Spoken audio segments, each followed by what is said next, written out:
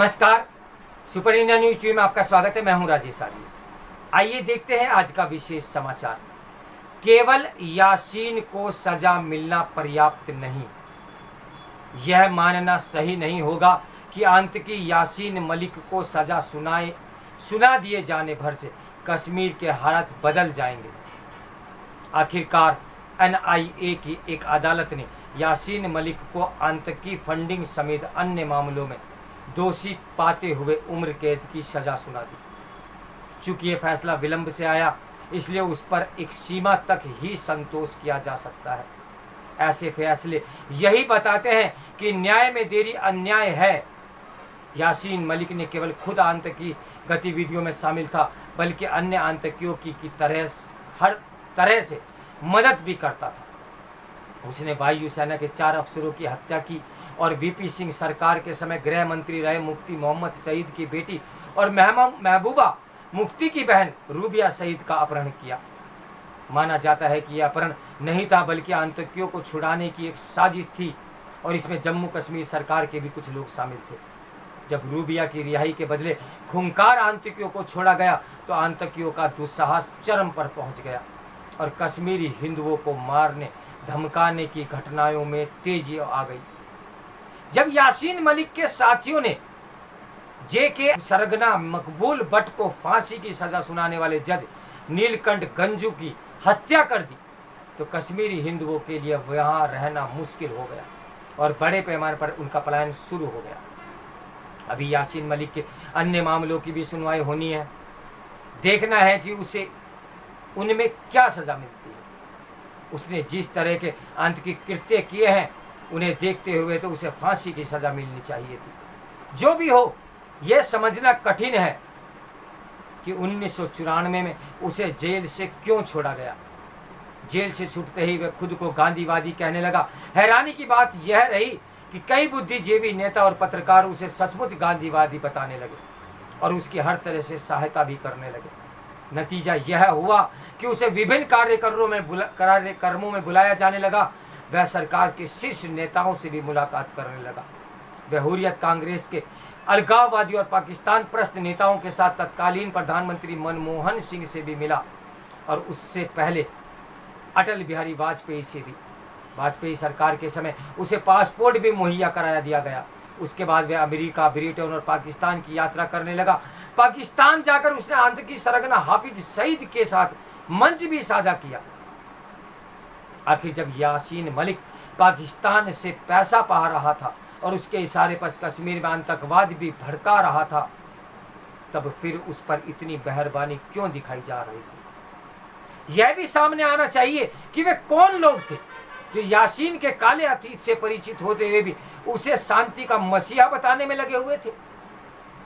ऐसा करने वालों ने न केवल एक आतंकी का महिमा मंडल ही नहीं किया, बल्कि कश्मीर समस्या को जटिल भी बनाया और उन तत्वों को प्रोत्साहन दिया जो कश्मीर की आज़ादी का राग आलाप रहे थे।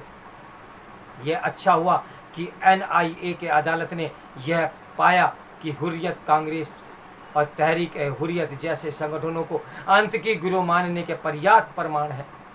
क्या यह शर्मनाक नहीं है कि ऐसे संगठनों को खुद हमारी सरकारों ने वैधता प्रदान की और यह माहौल बनाया कि वह कश्मीर समस्या के समाधान में सहायक बन सकते हैं। कश्मीर की समस्या उसी समय शुरू हो गई थी जब आज़ादी के बाद पाकिस्तानी सेना ने कबालियों के भेष में घाटी में हमला बोला। उसमें पाकिस्तान ने जम्मू कश्मीर का कुछ हिस्सा भी हथिया लिया, क्योंकि तत्कालीन प्रधानमंत्री जवाहरलाल नेहरू ने सेना की सलाह के विपरीत युद्ध विराम कर दिया और मामले को संयुक्त राष्ट्र में ले गए। वहाँ ये मामला उलझ गया। उसके बाद नेहरू ने जम्मू कश्मीर के लिए अनुच्छेद 307 बनाकर उसे कुछ विशेष अधिकार दे दिए। यही विशेषाधिकार अलगाव और आतंक का कारण बने। इन्हीं विशेषाधिकारों को चलते पाकिस्तान को कश्मीर में हस्तक्षेप करने का मौका मिला और उसने वहां आतंकी भेजने शुरू कर दिए। यह सिलसिला अब भी कायम है। कश्मीर के हालात बदलने तब शुरू हुए जब 2014 में नरेंद्र मोदी ने केंद्र की सत्ता संभाली। पाकिस्तान ने जब जब कश्मीर में कोई नापाक हरकत की, तब तब भारत ने उसे सबक सिखाया।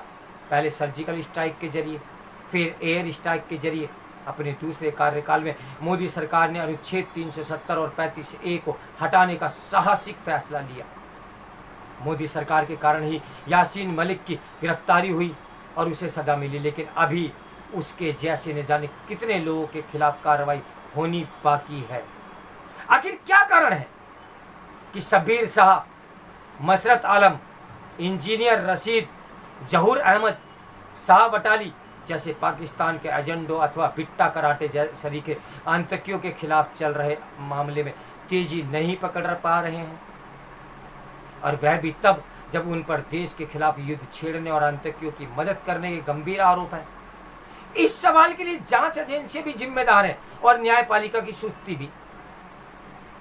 यह तय है कि यासीन मलिक की सजा को उच्चतर न्यायालयों में चुनौती दी जाएगी।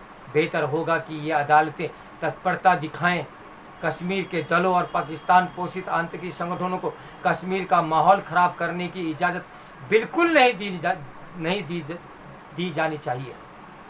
ध्यान रहे कि इसकी कोशिश रह कर होती ही रहती है।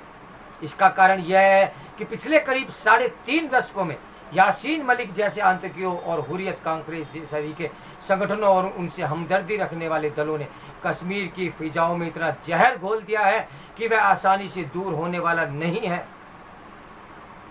इसकी अनदेखी भी नहीं की जा सकती कि कश्मीर में अभी भी आतंकी स्थानीय लोगों के समर्थन से अपनी गतिविधियां चला रहे हैं।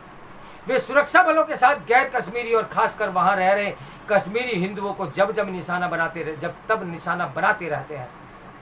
इस सिलसिले को देखते हुए इसके आसार कम नहीं कि कश्मीर में हिंदू हाल फिलहाल कश्मीरी लौट सकेंगे। आशंका तो यह है कि कहीं बचे कुचे कश्मीरी हिंदू भी घाटी न छोड़ दें। ऐसे में ये मानना सही नहीं होगा कि यासीन मलिक को सज़ा सुना दिए जाने पर ही कश्मीर में हालत बदल जाएंगे। हालत बदलने के लिए अभी बहुत कुछ करना बाकी है। कश्मीर में जो कुछ करना शेष है उसे पूरा करके ही वहाँ लोकतांत्रिक प्रक्रिया को सही तरीके से आगे बढ़ाया जा सकता है। इस समाचार के लेखक हैं संजय गुप्त। तो मेरे साथ बने रहिए सुपर इंडिया न्यूज़ टीवी की ब्रेकिंग न्यूज़ के लिए। नमस्कार, मैं हूँ राजेश आर्या।